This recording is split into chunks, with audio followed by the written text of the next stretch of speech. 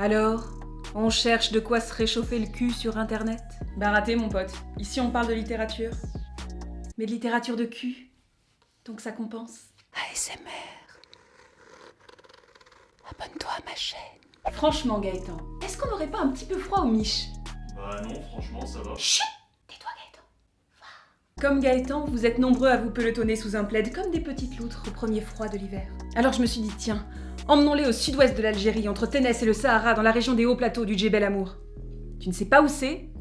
Moi non plus, parce que je suis nulle en géographie, et j'ai appris ça par cœur. Et qu'est-ce qu'on peut trouver dans ces régions? Du couscous! Non, des populations nomades. Enfin, on en trouvait, parce que la plupart ont tendance à se sédentariser depuis quelque temps. Alors qu'est-ce que ces populations qui vivent en communauté font pour occuper leur temps libre, je vous le demande? Du couscous! Non! Gaëtan, c'est raciste! Stop! Elles se racontent des histoires. Des histoires qui se retrouvent ici, dans La Chamelle de Nora Arceval. Alors oui, ce sont des contes, mais attention, il n'y a pas que des contes de princes et de princesses qui existent. Il y en a d'autres aussi, genre avec plus de cul. Comme le petit chaperon rouge? Oui, mais non. Le petit chaperon rouge, ça reste très métaphorique quand même. Alors que là... Là non. Genre dans le conte Comment faire un garçon. Un mec un peu basique se plaint de n'avoir que des filles et demande à Djéa de lui donner son secret pour faire des garçons. Djéa lui dit ok, mais le prévient qu'il va falloir qu'il fasse une chose qui ne lui plaira sûrement pas. Le premier mec accepte par avance tout ce qu'on lui proposera, et Djéa lui dit « Dans ce cas, je suis ton remède. Mon sexe ne fait que des garçons, je te le prête. Et pour que l'enfant soit de toi, il te faudra me tenir les testicules pendant tout le temps que durera la conjonction avec ta femme. » 9 mois après, la femme accoucha d'une fille. Furieuse, elle accabla son mari. « Imbécile, tu t'es fait berner par Djéa !» Mais contre toute attente, le rusto éclata d'un beau rire paysan. « Mais c'est moi qui l'ai berné. Je ne lui ai pas tenu les testicules, et le voilà père d'une fille à son tour. » Voilà, ça c'est très représentatif du vocabulaire très cash et de l'humour très cru qu'on trouve dans ce livre. Mais ça marche vraiment ce truc pour faire des garçons ou... C'est de l'humour, Gaëtan. Il est bête. Ces contes sont des paroles de femmes, une tradition retranscrite par Nora Arceval.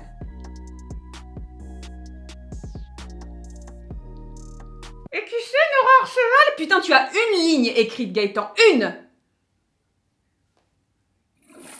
Gaëtan? Excuse-moi, j'étais parti pisser. Ah, c'est vulgaire. De quoi? Qu'est-ce que c'est qui est vulgaire? Pisser, c'est vulgaire. Attends, pisser c'est vulgaire, toi à chaque fois les épisodes tu dis chat. Rien à voir! Nora est née en 1953 à Tousnina en Algérie, au cœur de ces lieux très riches en histoire et en conteuses, où la tradition orale se perpétue. Et par tradition orale, je veux dire... je veux dire tradition orale, finalement. Et c'est de ces hauts plateaux, lieu de l'union entre sa mère nomade, fille de tribu, et son père colon franco-espagnol, qu'elle rapporte et traduit consciencieusement ses contes de femmes d'hier et d'aujourd'hui. Elle a d'ailleurs déjà publié, entre autres, un genre de trilogie de l'histoire de cul du Maghreb, avec les contes libertins du Maghreb, puis La science des femmes et de l'amour, et enfin La Chamelle, publiée aux éditions Alain Gorius en 2011, et enrichie de dessins de Sébastien Pignon, qui, personnellement, me mettent en joie. Elle est donc la passeuse qui fait voyager ses récits. Et c'est là tout l'intérêt du livre. C'est que, à travers ces histoires, on se sent passeuse à son tour. On a l'impression de toucher du doigt... Toucher du doigt. Une tradition réservée aux locaux. De pénétrer... Pénétrer. Dans un monde secret et luxuriant. De découvrir des récits tout simples et pourtant léchés. Lécher. Ah, arrête de réméner tout ce que je dis comme si c'était du cul. Secret et luxuriant. De découvrir des récits tout simples, mais à la joie communicative. Communicative. Ah oui, bah non. Bah non, parce que du coup, communicatif, ça marche pas, parce que c'est pas du cul, du coup, donc ça marche pas. Ok, pardon. Alors j'en entends déjà dire, oui, des histoires de femmes musulmanes, ça doit pas être top niveau libération de la femme. Je te ferais dire que c'est un petit peu intolérant comme réflexion. Parce que tu sais qu'on peut être musulmane et libérée. Musulmane et féministe. Qu'est-ce que c'est? Les féministes pas d'accord? Et c'est dangereux? Très. Ne bouge pas. Leur mouvement est basé sur le mouvement. De quoi?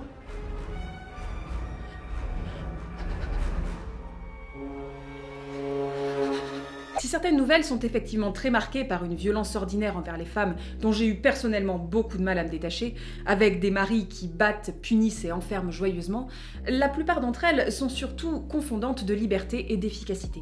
Ces femmes joyeuses échangeaient des propos gaillards, s'amusant du spectacle qu'offrait un accouplement d'ânes. Elles observaient l'âne couvrant son ânesse et tout en frottant le linge, elles improvisèrent une chanson paillarde qui disait « Nous voulons des maris pareils aux ânes. Ça fait du bien au cœur, ça fait du bien à l'âme. Nous voulons des maris pareils aux ânes. » Leurs maris, revenant des champs, s'offusquèrent de telles paroles. Loin de deviner ce qui faisait l'admiration de leurs épouses et nourrissait leurs fantasmes, ils menacèrent de faire montre d'autorité. « Ah, vous voulez donc des maris comme des bourricots, des êtres faibles pour leur monter dessus et les guider à votre guise ? Attendez que l'on vous montre la vigueur de nos bâtons. » « Oui, oui, continuèrent les femmes qui s'esclaffaient des propos de leurs désopilants maris, aveuglés par leur prétendue domination virile. N'est pas Anne qui veut.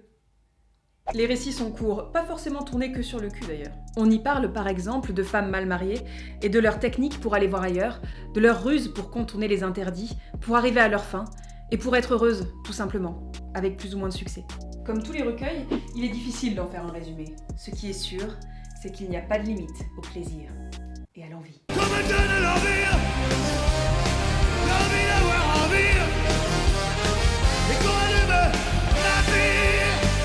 Humains et animaux se côtoient joyeusement, et par se côtoient, je veux dire... se côtoient. On y voit des échanges de maris basés sur la taille du pénis du dit mari, des libertés prises avec la religion et les règles, et des femmes, beaucoup, de tout âge, avec des pulsions, des fantasmes. Fantasmes qui d'ailleurs, personnellement, m'effraient un peu. Nous commençons par le fantasme de la glissade. Je démonte la porte de mon armoire, je la dispose contre le lit à la manière d'un toboggan. Puis je me place en bas, les cuisses écartées, mon mari se tenant en haut. Il vise bien avant de se laisser glisser, de sorte que son sexe vienne se planter en moi. Le plaisir est garanti. C'est moi ou c'est dangereux ?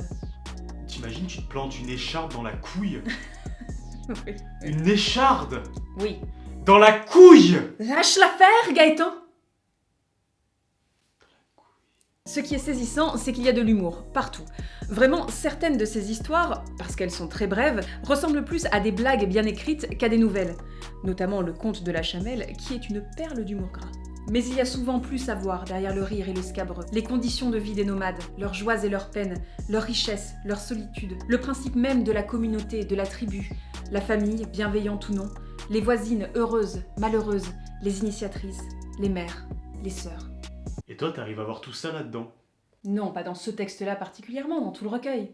Ah bah d'accord, parce que je me disais c'est moi qui suis con ou... Non, Gaëtan. Non. On s'attache à ces personnages, à leur image diamétralement opposée à tous les clichés, avec toutes les images que cela convoit. Si tu me prives de liberté, je te tromperai. Si tu me caches, je me révélerai. Il faut plus que des clés, des yeux, des murs, pour réduire mon corps et ma libido au silence. Nora Arceval, en bonne conteuse, parvient à saisir le lecteur, à l'amuser en 2 mots, à planter le décor en 3 phrases.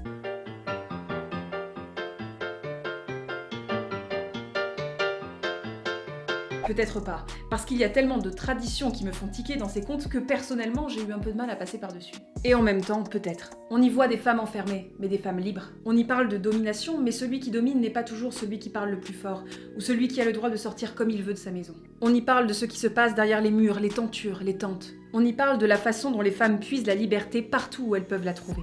On y dit aussi que les femmes aiment le sexe, aiment le plaisir, et en ont le droit, quel que soit leur âge ou leur origine. C'est surprenant, c'est dérangeant, c'est joyeux, c'est poétique. Je vous jure que j'ai eu le plus grand mal à choisir quel conte mettre en illustration, tant ils sont tous différents, avec chacun leur style, leur thème, leur raison d'être digne d'intérêt. C'est un recueil vif, des photographies de l'instant, des histoires dans lesquelles on peut piocher de temps en temps, et qui nous délogent parfois violemment de notre culture. Si elles ne vous émoustillent pas, elles vous feront certainement sourire un peu. Et je laisse le mot de la fin à l'auteur. Ces contes très anciens viennent en contre-champ d'un imaginaire figé sur les préjugés, au-dessus desquels trône le mâle dominant. L'on a appris depuis que les femmes ne sont pas dans un consentement à la domination. L'orgueil masculin a de quoi alimenter ses propres angoisses. On a déjà un peu moins froid au cul. Merci d'avoir regardé cette vidéo, on espère qu'elle t'a plu. Si c'est le cas, n'hésite pas à lâcher un petit pouce et à la partager sur les réseaux, ça nous aide vraiment beaucoup. Tu peux aussi nous laisser un commentaire si quelque chose t'a paru flou dans la vidéo ou que tu as envie qu'on développe un point en particulier. On le fera dans le prochain SAV. Merci beaucoup aux tipeurs et aux tipeuses qui nous aident chaque mois, ça nous encourage vraiment à continuer. Et si toi aussi tu veux nous aider financièrement, tu peux faire un don sur Tipeee. Ciao pizza!